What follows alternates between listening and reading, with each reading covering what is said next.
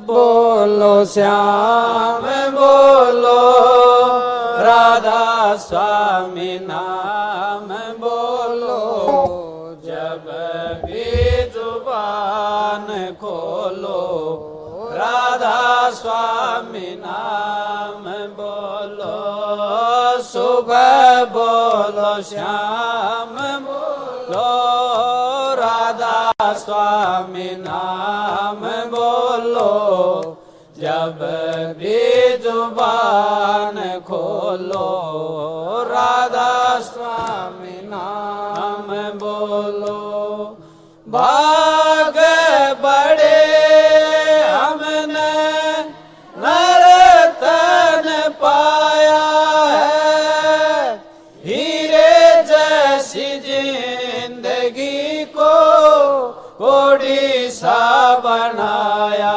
है भाग बड़े हमने नर्तन पाया है हीरे जैसी जिंदगी को कोड़ी सा बनाया है दुनिया का प्यार झूठा दाता संग तार जोड़ो जब भी जुबान खोलो राधा स्वामी नाम बोलो सुबह बोलो श्याम बोलो राधा स्वामी नाम बोलो जब भी जुबान खोलो राधा स्वामी नाम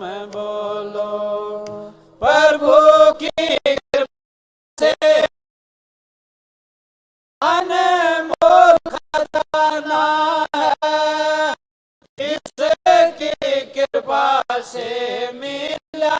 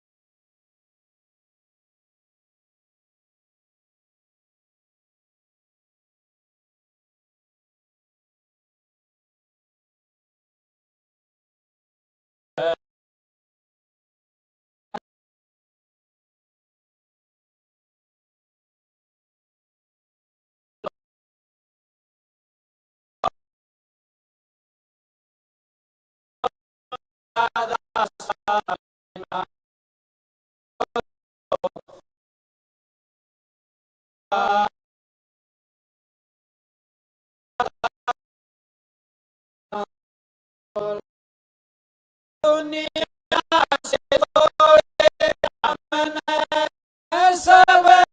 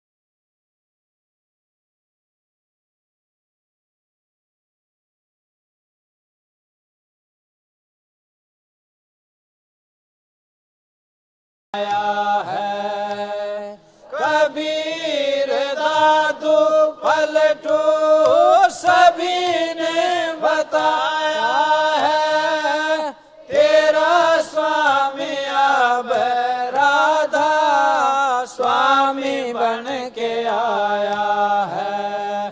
दर तेरे आए दाता, अब तो द्वार खोलो, जब भी जुबान खोलो, राधा स्वामी नाम बोलो।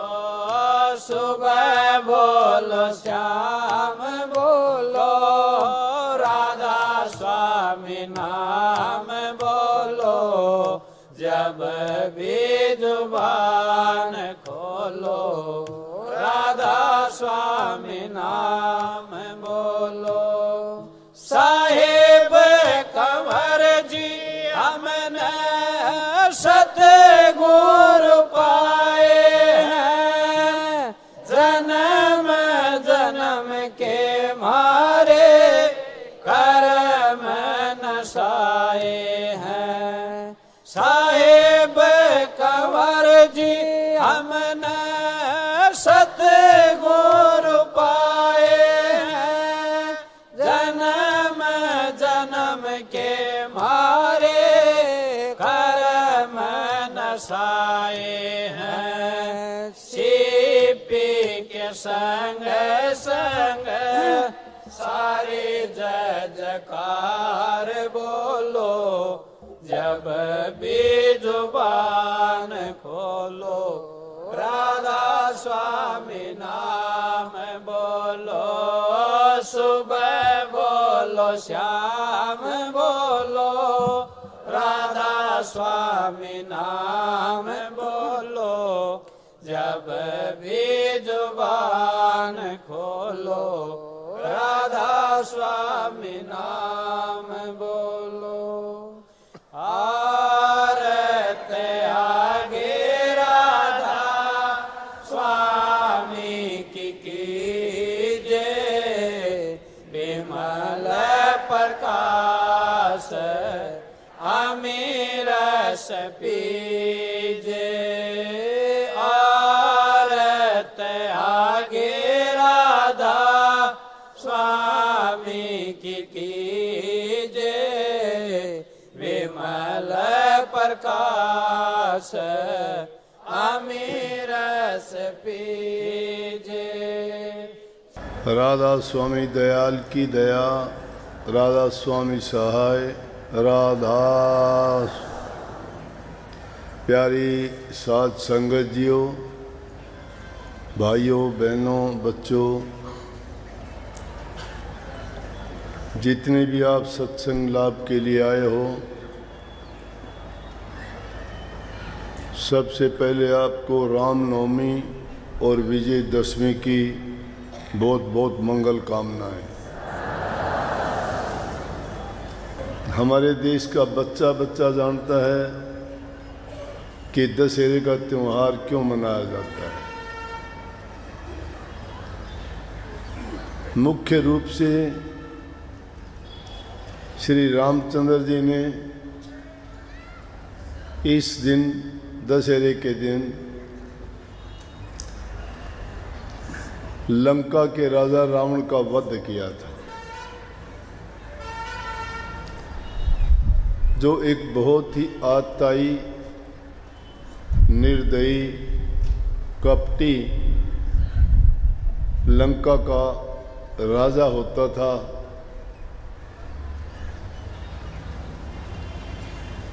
श्री रामचंद्र जी ने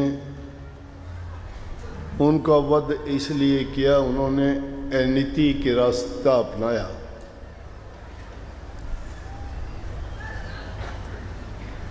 बहुत कुछ हमें सीखने से मिलता है।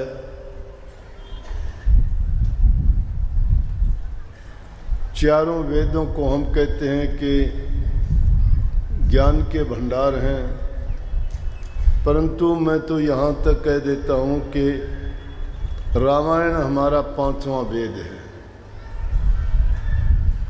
शायद चारों वेदों को तो पढ़ने में हमें बड़ी कठिनाई आती है, उनके श्लोकों की, उस भाषा की, उन शब्दों का व्याख्या करना, उनको समझना बड़ा कठिन है। उसमें वर्णित जो मंत्र हैं निस्संदेह बेशकीमती हैं। बड़ा ज्ञान उनमें भरा हुआ है, लेकिन जब समझ में ही नहीं आएगा तो उस ज्ञान का हमारे लिए क्या महत्व होगा। परंतु रामायण को समझने के लिए कोई मुश्किल बात नहीं है।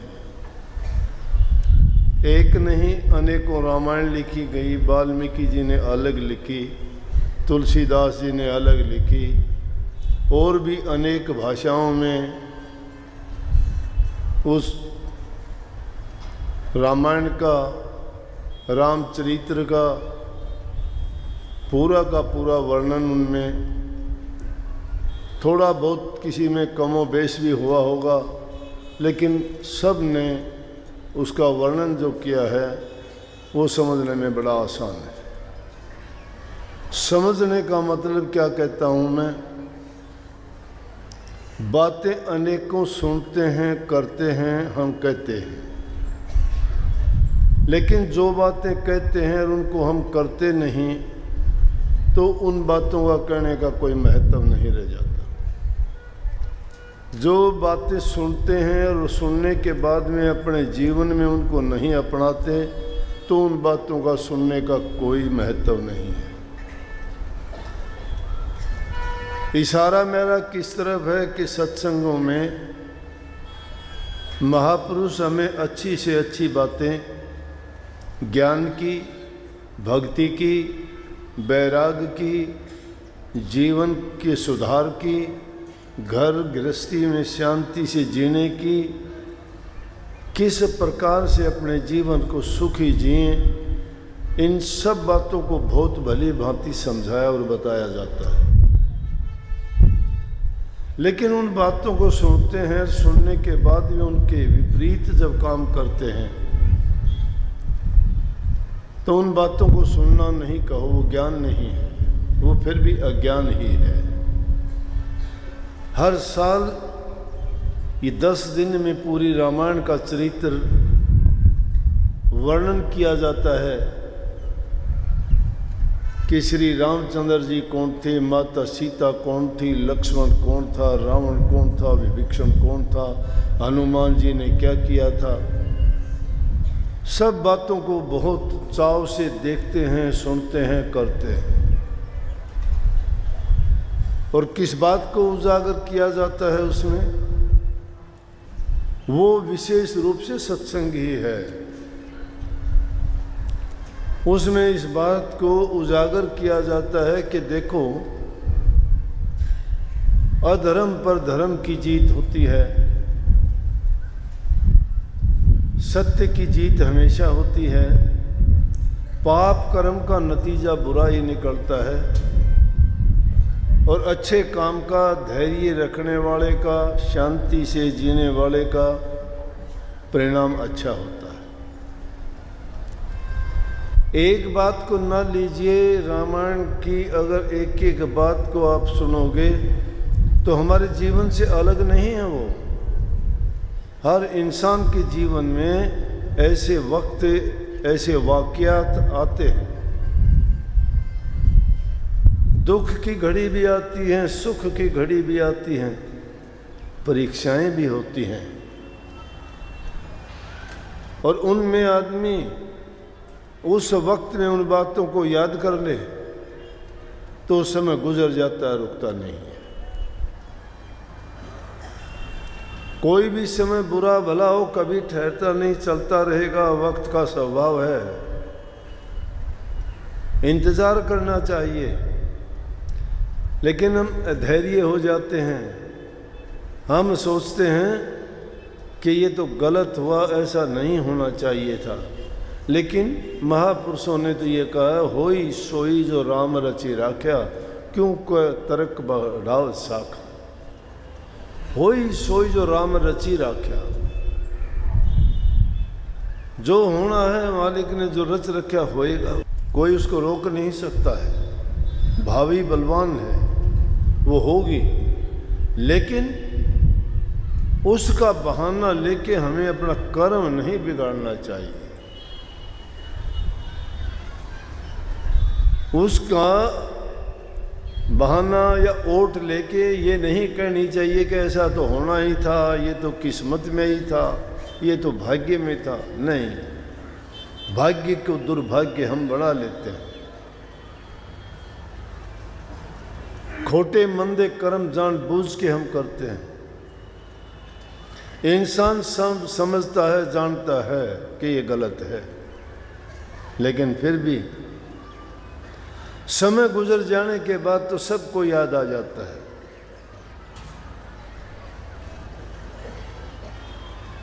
महाभारत में भी द्रौपदी जी के जब दुशासन उसको घसीटते हुए सभा सदन में लेके आए और द्रौपदी जी पुकार करने लगी, कभी भीम को कहती है, कभी अर्जुन को कहती है, कभी युधिष्ठिर को कहती है, कभी गुरु द्रोण को याद करती है, कभी राजा धृतराष्ट्र को याद करती है, कभी भीष्म पिता को कहती है कि देखो मेरे साथ अन्याय हो रहा है। लेकिन जिसको कहना चाहिए था उसको नहीं कर पाई। उसने खुद माना अपनी जिंदगी में कि अगर मैं उस टाइम पे श्री कृष्ण जी को सबसे पहले ही याद कर लेती तो मेरी हालत होनी नहीं थी, ऐसा कुछ होना ही नहीं था। किसी की भी हिम्मत नहीं थी कि उसको छू भी देता। लेकिन क्योंकि वो अपनी बुद्धि से, अपनी समझ से इन दुनियादारों के लोगों पे विश्वास कर बैठी। इंसान को समझ बाद में लगती है जब वो कुछ ऐसा कर्म कर बैठता है, लेकिन एक बार जो कर देता है तो उसे गलती को अगर मान के तौबा कर लेता है, जीवन संवर जाता, फिर नहीं करता। परंतु जो एक बार करने के बाद में दोबारा करता है तो फिर उसकी आदत में शुमार हो जाता है। उसको फिर भले बुरे का, पाप पुण्य का बोध नहीं रहता, मैं क्या करता हूँ। जिसको बोध नहीं रहता वो कुछ भी करता रहेगा। परंतु धर्म की नीति पर चलने वाले, भक्ति करने वाले, प्रभु का नाम जपने वालों को अपना मन पवित्र, ऊंचे ख्याल, पवित्र जीवन जीना चाहिए।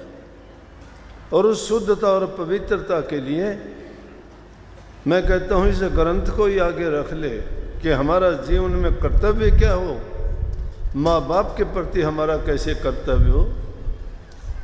श्री रामचंद्र जी का जीवन देखो, पिता की आज्ञा लेके, आज का समय है क्या पिता की आज्ञा का पालन कौन करता है। बच्चों से कहो, बच्चे बात मानने से इनकार कर देते हैं। अगर उन बच्चों को संस्कार दिए जाएं, ऐसे ग्रंथों का अध्ययन कराया जाए, उनको सिखाया और बताया जाए कि संतान को पितृ भगत, मातृ भगत श्रवण कुमार की तरह से होना चाहिए, मर्यादा पुरुषोत्तम राम की तरह से होना चाहिए। राजा दशरथ ने चाहे उनके साथ अन्याय किया, आज के युग में कोई बच्चा मानने के लिए तैयार नहीं होगा। उसको अगर कह दिया जाए 12 वर्ष का कि तू 12 दिन के लिए जंगलों में चला जा, कोई नहीं जाएगा। लेकिन हंसते हंसते उन्होंने स्वीकार किया, शिक्षा मिली कि पिता के आज्ञाकारी बनो, गुरु की आज्ञा को ना भूलो। अब गुरु नाम के हैं, नाम के माँ बाप भी हैं। अरे जिसने हमें सब कुछ दिया है और उसके साथ हम क्या करते हैं, उनके वचन तक को मानने के लिए तैयार नहीं। जीवन को संवारते हैं, बनाते हैं, तुम्हारा अच्छा चाहते हैं, तुम्हारे भविष्य को उज्जवल देखना चाहते हैं, और उसी को भी हम बुरा मानते हैं। वही कैकेयी जो 12 वर्ष का वनवास दिलाती है, उसके भी चरण छूते हैं श्री रामचंद्र जी और कहते हैं माता आशीर्वाद दीजिए कि वनवास के बाद आके आपको पुनः मिले हम। कौन कहता है ऐसा? आज अगर कोई ऐसा कर दे, ऐसा व्यवहार उसके साथ करेगा क्या? ये है विशाल हृदयता की बात। जब ऐसे गुण कोई अपना लेता है, उसको दुख कहाँ से छुएगा? उसके दिल में नफरत कहाँ से होगी, कहाँ से ईर्ष्या रहेगी। और प्रभु ने तो स्वयं कहा है कि जिसका हृदय पवित्र है, जो मेरी संतान से प्यार करता है, मुझे वो सबसे प्यारे है। परमात्मा ने कहा है कि सब मैंने पैदा किए हैं, जीव जंतु, पशु पक्षी, देव राक्षस, गंधर्व, इंसान, लेकिन उन सब में सबसे प्यारे मुझे इंसान हैं। इंसानों में भी वो इंसान प्यारे हैं जो भक्ति करते हैं, पंडित हैं। पंडित घर में जन्म लेने से पंडित नहीं हो जाता। पंडित वो होते हैं जो नेक कर्म करते हैं, धर्म के रास्ते पर चलते हैं, वेद पाठ करते हैं। वेद पाठी कहते हैं, पंडितों में वेद पाठी पसंद, और उनमें भी मुझे वो सबसे उत्तम लगते हैं जो प्रभु की भक्ति करते हैं। और उनसे भी उत्तम मुझे वो लगते हैं कि प्रभु की भक्ति करने वालों की सेवा करते हैं। मैं उन लोगों के हृदय में रहता हूं जिनके हृदय पवित्र हैं। तो हृदय की शुद्धता और पवित्रता का भी सोचते हैं ना। कितने नाम हैं, कितने पंथ हैं दुनिया में, अनेकों नाम हैं, अनेकों धर्म, पंथ, मजहब हैं। मन मर्जी के नाम किसी भी मान लेंगे हम इस बात को कि प्यार से उस मालिक को किसी नाम से भी याद करो। मन की वृत्तियों को एकाग्र करके शुद्ध चित्त से और पवित्र मन से जब उनको याद करोगे, वो दूर नहीं, हमारे पास में ही है। लेकिन बात यह है, जब तक हमारा कर्म अच्छा नहीं है, मन पवित्र नहीं है, सोच हमारी अच्छी नहीं है, वचन हमारे मीठे नहीं हैं, तब तक सारी बातें मिथ्या नजर आती। रावण की भी ये अवस्था नहीं होनी थी। अकेला रावण का दोष नहीं है, प्रकांड पंडित था। अनेकों गुण थे, लेकिन अनेकों गुण होने के बाद में भी वेदों का टीकाकार था, जानकार नहीं, टीकाकार, बड़ा प्रकांड पंडित, लेकिन कर्म खराब था उसका। जो उसका एक बुरा कर्म था, उस कर्म के कारण आज तक उसके कर्म का फल, उस परिणाम उसको भुगता नहीं गया। अब भी उसके पुतले बना बना के उसको याद करके आज भी उसको जलाते हैं। रावण तो नहीं जलता, लेकिन याद नहीं करते कि क्यों जलाते हैं, उससे समझ नहीं लेते कि इसके जलाने से क्या होगा। हमारे मन के अंदर जो शैतान बैठा हुआ है, जो रावण जैसे कर्म करवाता है हमसे, उसको क्यों नहीं जलाते हैं। उस शैतानी विचारों को, ख्यालों को मन से क्यों नहीं निकालते हैं। हर साल उस रावण का जलाने की बजाय एक अच्छा संकल्प लेके जाओ, एक बुराई को निकालते चले जाओ एक एक करके हर वर्ष। तो 5 या 10 साल में 10 बुराइयां निकाल दोगे तो आप एकदम पाक साफ और पवित्र हो जाते हैं। लेकिन उनको तो कभी निकालते नहीं मन से। एक रिवाज बना लिया हमने कि हर साल लेते हैं, उनको जलाते हैं, घर आ जाते हैं, लेकिन रावण खड़ा ही रहता, अगले साल फिर पैदा हो जाता है। इसीलिए संतों की सोबत संग संगत करना चाहिए।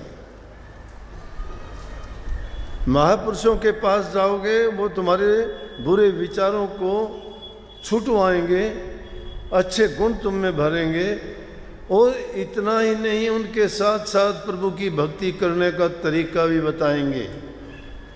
और उनमें भी सबसे उत्तम तरीका यही है कि जो भटका हुआ मन है, जो शैतानियाँ करता है, इस मन को साधने के लिए कहेंगे कि अपने मन को प्रभु की भक्ति में लगाओ।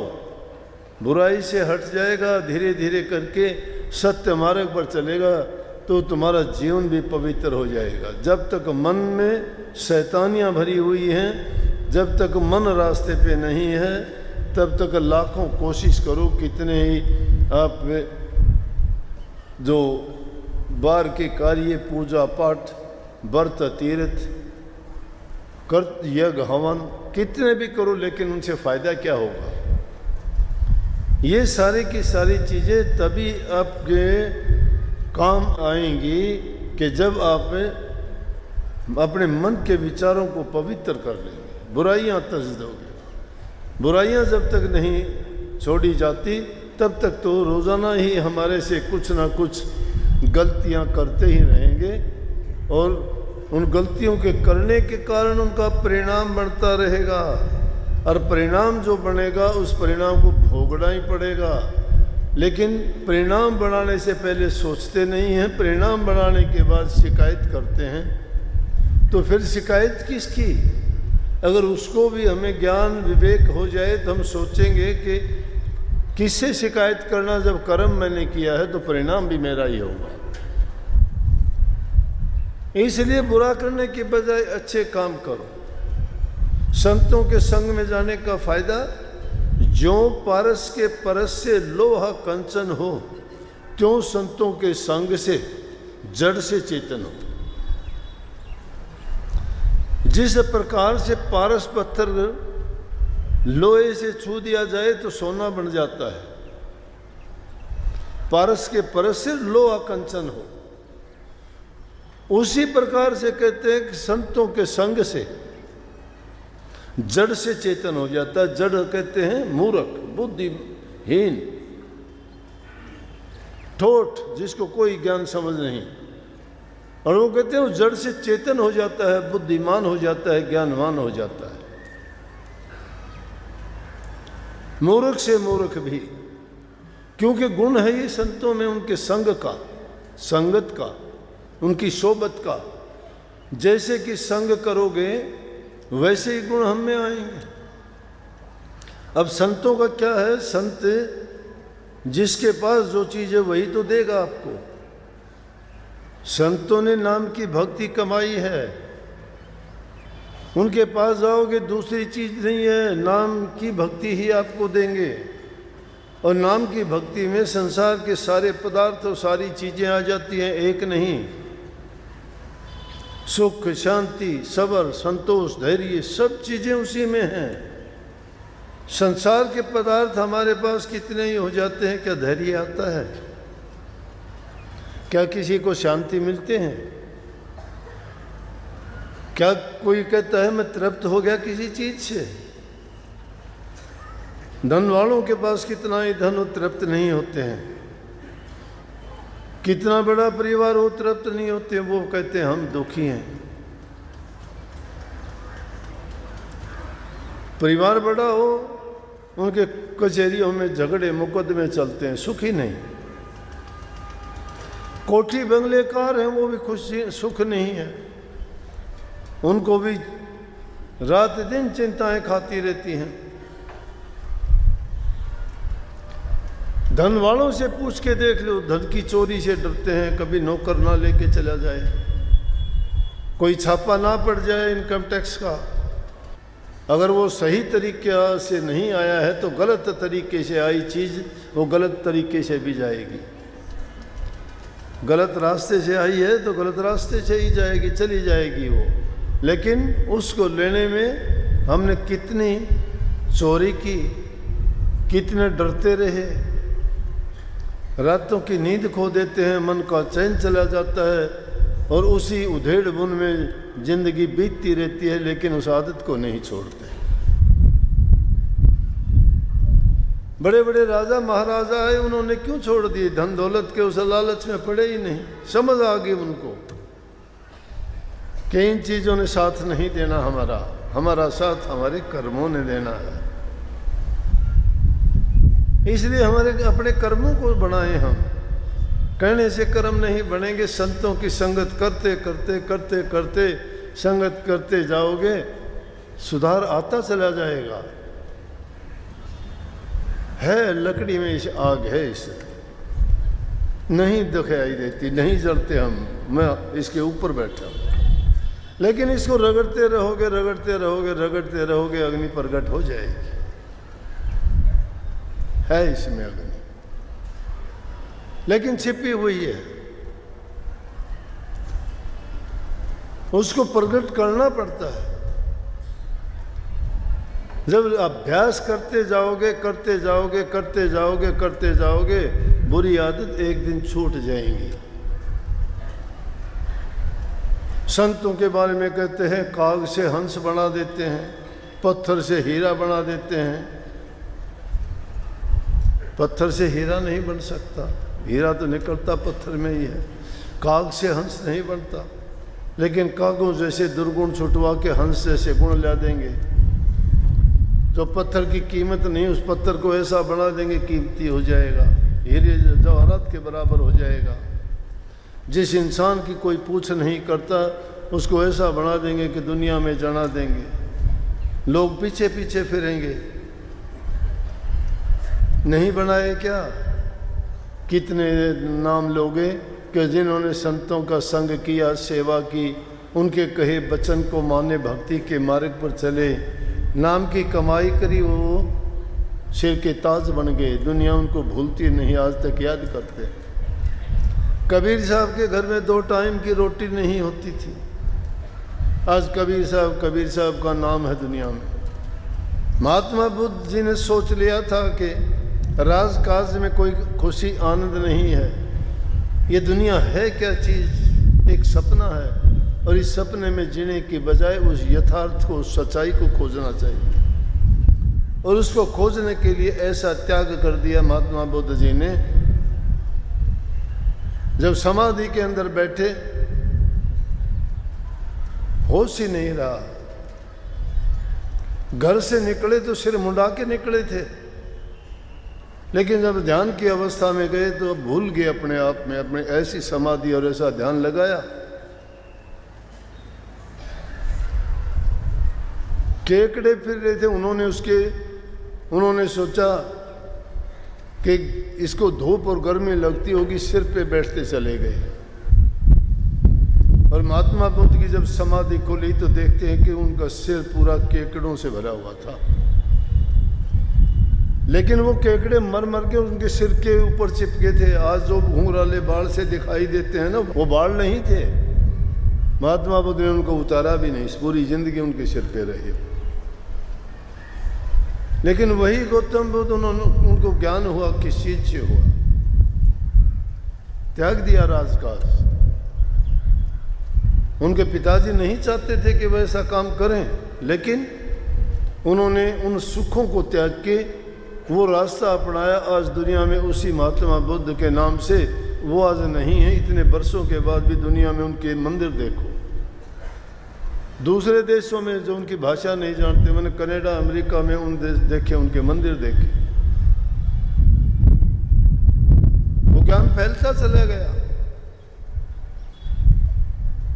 जिस धर्म में प्रेम है, जिसमें दया है, जिसमें सहानुभूति है, जो इंसानियत को समझते हैं, प्यार करते हैं, किसी का दिल नहीं दुखाते, वो धर्म फैलता चला जाता है। अच्छे गुण फैलेंगे, खुशबू फैलेगी, फैलाने की जरूरत नहीं है। फैलती तो बदबू भी है, लेकिन बदबू तो परेशान करती है, खुशबू फैलती है, खुशी बांटती है। भक्ति वो खुशबू है, वो खुशी है कि उसको जो प्राप्त कर लेता है वो खुद भी खुश होता है। जो दूसरे के पास जो उसका संग करेगा वो भी वैसा ही खुशी हो जाएगा। इसीलिए कही, जो परस के परस से लोहा कंचन हो, त्यों संतों के संग से जड़ से चेतन हो। दुर्मति भाजे तुरंत ही, दुर्मति चली जाती है। दुर्मति, मंद बुद्धि, खोटे बुरे विचार। दुर्मति भाजे तुरंत ही चढ़े सुमति का रंग। सुमति का रंग चढ़ जाता है, अच्छे गुणों का, भक्ति का, प्रेम का, दया का। लेकिन किसको? जो नर आए मिले, मन वचन कर्म से पवित्र हो। 3 चीज मुख्य होगी, मन वचन और कर्म। इन 3 चीजों को इंसान बनाओ, सुधारो। ये सुगम रास्ता है भक्ति का। ये गलती ना कर लेना कि हमने नाम ले लिया, हमारा बेड़ा पार हो गया, या हमें मुक्ति का घर मिल गया, या हमने सब कुछ पा लिया। नहीं, मुक्ति तो यही है। मुक्ति बुरे विचारों से पाओ, फिर आपको मुक्ति के दर्शन हो जाएंगे। भक्ति का सच्चा रास्ता यही है कि पहले बुराइयों को तज दीजिए, निर्भय होके, निडर होके, बेखौफ होके। घबराओ नहीं कि क्या होगा, उससे नुकसान होगा। दुनिया की मलामत बर्दाश्त करनी पड़ेगी, सहन करना पड़ेगा। क्या क्या बकेंगे लोग, कुछ कुछ कहेंगे, लेकिन उस वक्त में धैर्य रखो और देखो, जानबूझ के कोई गलत ना करो। सही और सच्चे मार्ग पर चलोगे, वो शक्ति जो दिखाई नहीं देती, जो गायब है, गैब जिसको कहते हैं, वो गैब शक्ति तुम्हारी आके मदद करेगी। कहीं सुनी बातों से, किताबों की वर्णित की हुई बातों से दूसरों के अनुभवों को अपना ना बनाया करो। आप लोग आप कह देते हो मुझे प्रकाश दिखाई देता है, प्रकाश दिखाई देता है, कर्म तुम्हारे उस गंदे से गंदे। कहते हो शब्द सुनाई देता है, तुम्हारी अगर बातें सुन ले, तुम्हारा व्यवहार देख ले, तुम्हारे जीवन को देखें तो घटिया से घटिया है। कैसे मान लें हम जब मान लेंगे कि तुम्हारे जवान में मिठास होगा, कर्म तुम्हारे शुद्ध होंगे, विचार तुम्हारे पवित्र होंगे, फिर आप कुछ भी चाहे कह देना कि हम जो है चौथे लोक से भी ऊपर, हम मान जाएंगे कि चौथे लोक से भी ऊपर खोज लिया होगा, जरूर खोज लिया होगा, क्योंकि इसमें गुण प्रतीत होते हैं। नाम लेने के बाद में किताबें 4 पढ़ ली, महापुरुषों ने कोई वर्णन कर दी, वही चीज लकीर के फकीर बन के आपने भी पकड़ना शुरू कर दिया उनको पढ़ के कि हाँ मुझे ये होता है, मुझे वो होता है। नहीं, जिनको होगा उनके अनुभव अलग ही होंगे। जो अनुभव होते हैं वो कभी बताए नहीं जाते। सूरज शब्द का अभ्यासी ज्यों ज्यों ऊपर चढ़ता चला जाएगा, त्यों त्यों उसका अभ्यास ज्यों ज्यों बढ़ता चला जाएगा, त्यों त्यों शांत होता चला जाएगा। उसके चेहरे की आभा बदलती चली जाएगी, उसकी मन वचन और वाणी की शक्ति नजर आने लगी जाएगी। उसके मुख से निकले हुए वचन आपको बांधने शुरू कर देंगे, आपके हृदय में तीर की तरह लगने शुरू हो जाएंगे। उनकी बातें आपको ऐसी अजीब व गरीब सी लगेंगी, क्योंकि उन बातों में बनावटी नहीं है, वो ओरिजिनल है, वास्तविक हैं। जो वास्तविकता होती है वो नकल जैसी नहीं होती है। और ये चीजें नकल करते हो, वहां अकल से काम लेते हो, यहां अकल का काम नहीं है, यहां तो सहजता का काम है। इसका नाम सहज योग है। सहज ही जीवन में अपना जीवन जीते हुए, अपनी कमाई करके अपना शुद्ध अन्न खाते हुए, घर परिवार में सुख शांति रखते हुए भक्ति के रास्ते पे चलते हो, आगे बढ़ते ही जाओगे। चित कर चंदन हित कर माला, आण चढ़ाओ स्वामी दीन दयाला। चित कर चंदन हित कर माला, आण चढ़ाओ स्वामी दीन दयाला।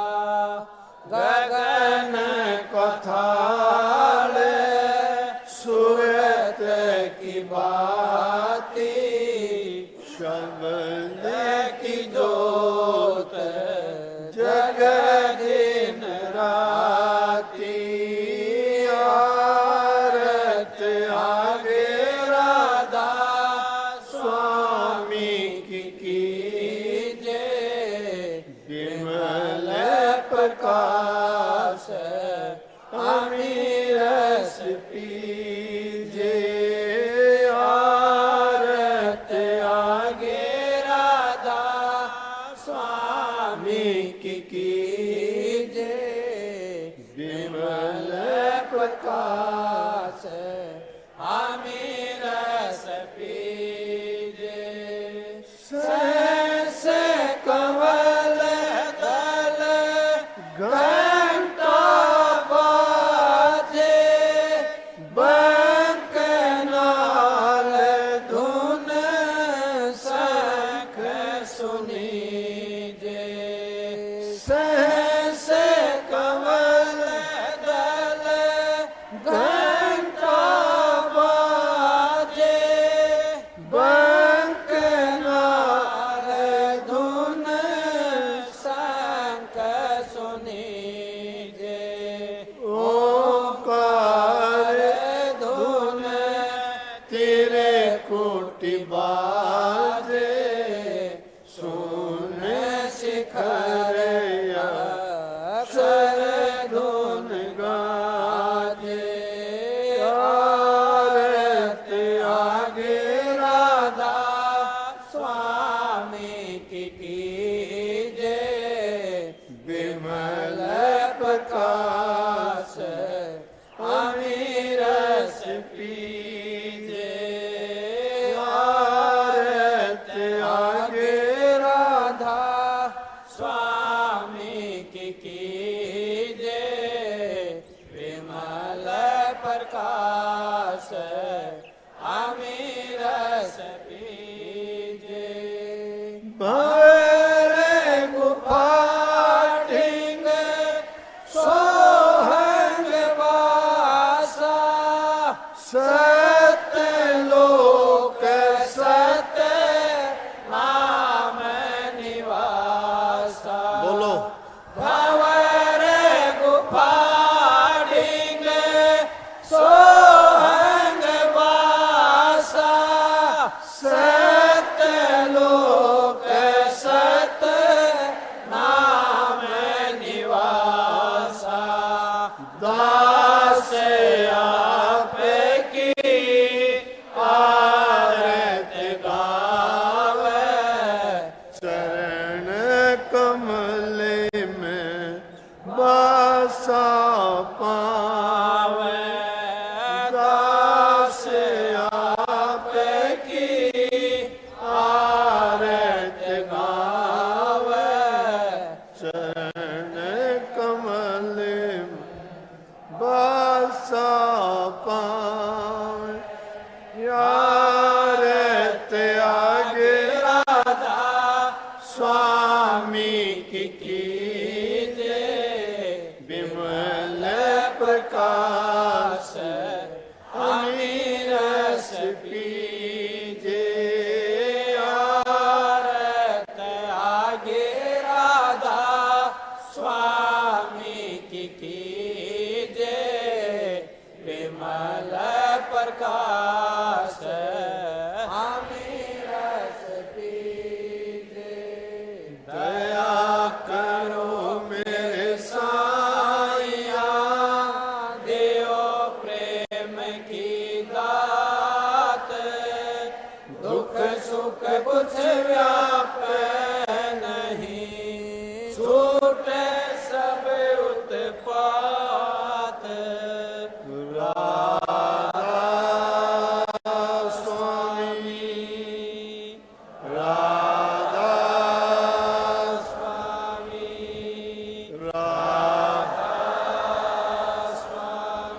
जोर से बोलो एक बार राधा स्वामी। जाने वालों के लिए छुट्टी, आराम से शांति से जाइयो भाई, जल्दबाजी ना करियो, आराम से घर पहुंचोगे, इसीलिए मैंने 15 मिनट पहले शुरू कर दिया था। नामदान वालों के लिए जो नाम लिखवा लिए ठीक है, नहीं लिखवाए वो भी आ जाइयो। नाम वालों को अब नाम मिलेगा, थोड़ी देर में बताते हैं। जाने वालों की छुट्टी। राधा